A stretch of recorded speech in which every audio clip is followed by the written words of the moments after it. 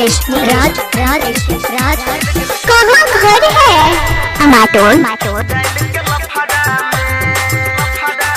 चले चले ससुरा में दिल लगे चढ़ा में डाल के लफड़ा में चले चले ससुरा में दिल लगे चढ़ा में डाल के लफड़ा में गाँव वाली छौरी से करेरी है प्यार छोड़ के हमारा चल गेल ससुराल याद में ओकरा कानत रहिए हम छोड़िया के नहीं तनियो रे गम चल गेल ससुराल में दिल लगे चढ़ा में डाल के लफड़ा में चल गेल ससुराल में दिल लगे चढ़ा में डाल के लफड़ा में।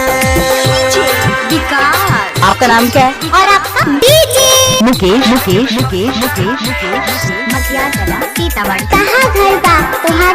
नानी चौक टमाटोल। Mobile number 9021676653।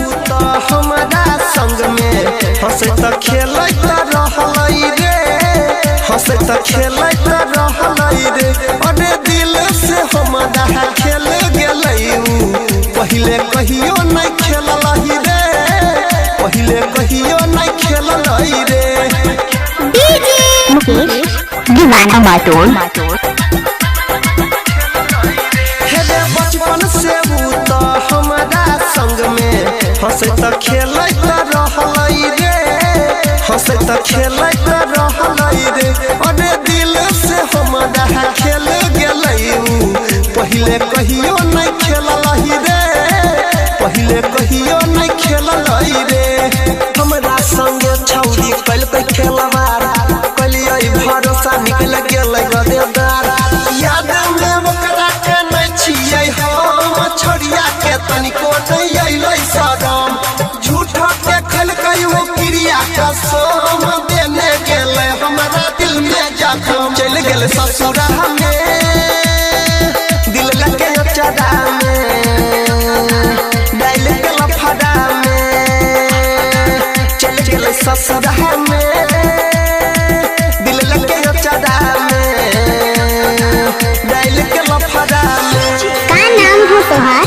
डीजे मुकेश राज राज राज डीजे मुकेश राज राज राज आपका घर कहाँ है?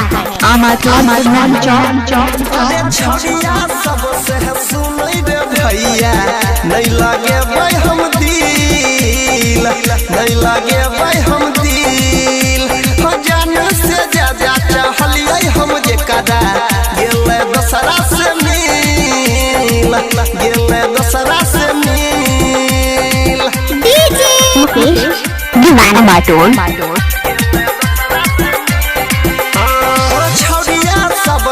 सुनई रे भैया नहीं लागे भाई हम दिल नहीं लागे भाई हम दिल जान से ज्यादा चाहलिए हम जे कदा गेले दसरा से मिल गेले दसरा से मिल दुइये दिन खातिर ई त करै छै प्यार छौरी सबके सुन भाई रे छै कि रोजगार ओ मिलिया दम साथ चकेल कहि रे प्यार ओकरे खातिर भूला गेलै संसार राइटर अंकित बाबू दिल कोई बिगाड़ पर बिन देवेंद्र संगे भेलै फरार चल गेल ससुरा में दिल लगे चढ़ा में डाल के लफड़ा में।